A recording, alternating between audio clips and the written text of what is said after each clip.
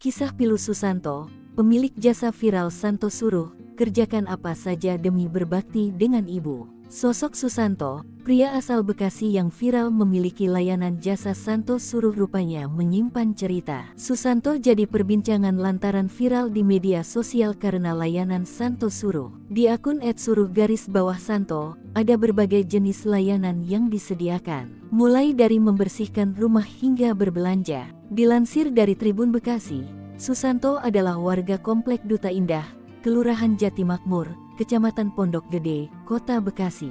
Susanto telah menikah dan memiliki 4 anak. Ia merintis usaha layanan jasa Santo suruh ini sejak 2019. Sebelum mendirikan Santo suruh ini, Susanto bekerja sebagai tukang pengantar galon isi ulang. Bahkan, dulu dirinya hanya diberi upah Rp500 perak per galon. Sementara, kini Susanto telah memiliki 50 mitra bersama Santo suruh. Ia hanya memasang tarif untuk jasanya saja. Sementara, tarif paling mahal biasanya terdapat pada jasa pembersihan atau berpindah rumah.